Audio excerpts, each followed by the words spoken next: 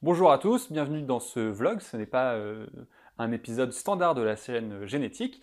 Et pour ce vlog, déjà, je voulais revenir sur l'actualité de la chaîne et puis parler de l'actualité de la génétique. En ce qui concerne la chaîne, je voudrais remercier déjà toutes les personnes qui ont regardé l'épisode pilote et aussi, surtout ceux qui m'ont fait des commentaires et tous leurs retours. Ça a été très constructif et je vous en remercie. Pour ce qui est de l'avenir, normalement ce petit vlog sortira quelques jours avant la prochaine vidéo de génétique. Et puis après on verra pour les autres sorties. Concernant les actualités de la génétique, est sorti récemment l'avis 129 du CCNE. Donc le CCNE, c'est le Comité consultatif national d'éthique.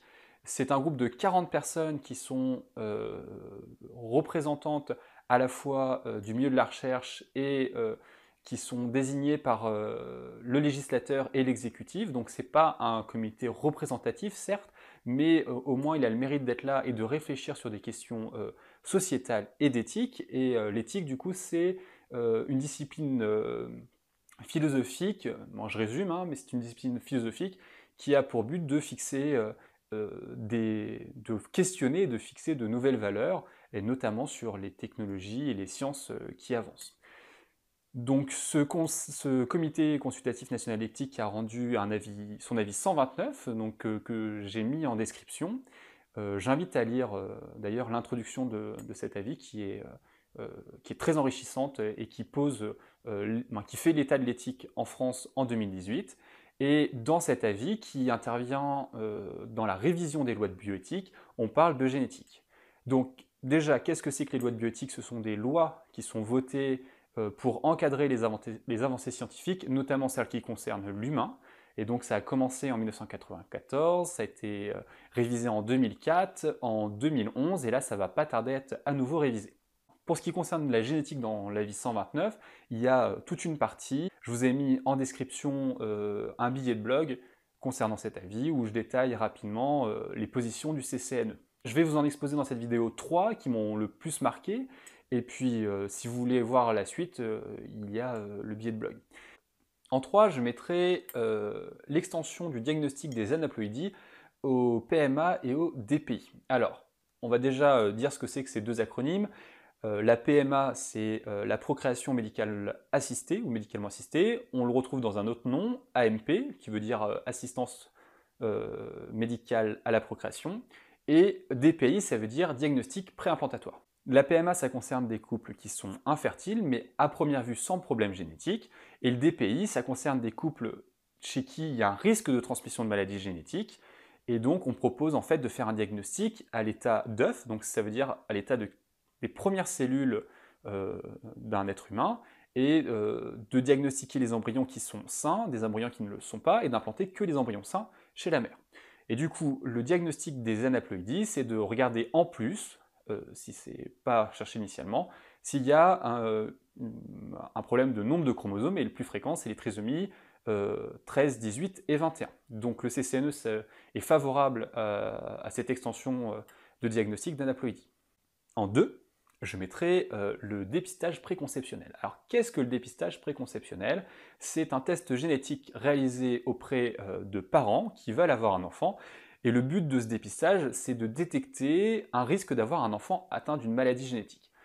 On va venir chercher en fait des mutations dans des gènes de maladies qu'on appelle autosomiques récessives, et donc il faut que les deux parents aient un gène altéré, muté, et qu'ils transmettent toutes les deux cette altération à leur enfant pour qu'il soit malade. On reparlera ça dans un épisode sur la transmission très rapidement. Et du coup, le CCNE est favorable à la mise en place d'un dépistage préconceptionnel. Et en 1, je mettrai le dépistage en population générale. Alors pourquoi? Déjà parce que ça m'a surpris à la lecture de cet avis de trouver le dépistage en population générale et qu'il soit présent dans le débat politique.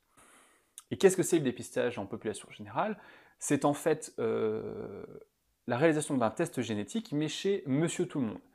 Ce test doit être, à mon sens, le plus exhaustif possible, donc ça veut dire qu'il doit regarder le plus de composantes d'informations génétiques possibles, et le but, c'est d'aller chercher des facteurs de risque de maladies de l'adulte, donc des cancers, des problèmes cardiaques, des facteurs de risque d'apparition de diabète, etc. Voire aller chercher aussi la possibilité d'une maladie génétique de l'adulte. Donc il y a des gènes qui donnent des maladies qui apparaissent qu'à l'âge adulte. On a ça depuis la naissance, mais les symptômes apparaissent que tardivement. Et donc ça serait à proposer à tout le monde, mon avis sur la base du volontariat, et le but c'est de leur fournir ensuite une médecine personnalisée où en fonction des risques qu'on aura retrouvés, on pourra ajuster la médecine qu'on leur proposera. Alors, bien évidemment, toutes les réponses ne sont pas dans notre information génétique. Nous sommes ce qu'on est parce qu'on a notre patrimoine génétique, mais aussi parce qu'on a évolué dans un environnement particulier. Et cet environnement a aussi façonné l'être que nous sommes, et d'ailleurs pose des marques aussi sur notre information génétique, ce qu'on appelle l'épigénétique. On en reparlera ça aussi dans un autre épisode. Donc voilà pour les 3 points de la partie génétique qui m'ont le plus marqué. Après, elles sont toutes très intéressantes. D'ailleurs, la génétique déborde un petit peu de son cadre avec l'implication de la technique CRISPR-Cas9. Alors je vous mets une fiche ici qui renvoie à une vidéo de Science Étonnante. Cette technique permet de modifier de manière très précise, théoriquement, notre information génétique, et permettrait, dans des cas très particuliers, de soigner une maladie à l'état d'œuf chez l'humain. Alors pour le moment, ce n'est pas applicable à tout l'organisme, mais qui sait dans l'avenir. Donc voilà pour l'avis du CCNE. Je vous remercie d'avoir regardé ce vlog, que j'espère pas trop long, et puis je tâcherai de faire des petites vidéos comme ça entre les vrais épisodes, qui sont quand même plus faciles à monter, pour vous donner des nouvelles sur la chaîne. Sur ce, si vous avez aimé, vous pouvez toujours laisser un pouce bleu en dessous de cette vidéo, mettre un commentaire. D'ailleurs, je me ferai un plaisir de lire tous vos commentaires, notamment s'ils parlent de cet avis. Et puis on se voit très vite dans un épisode de Génétique.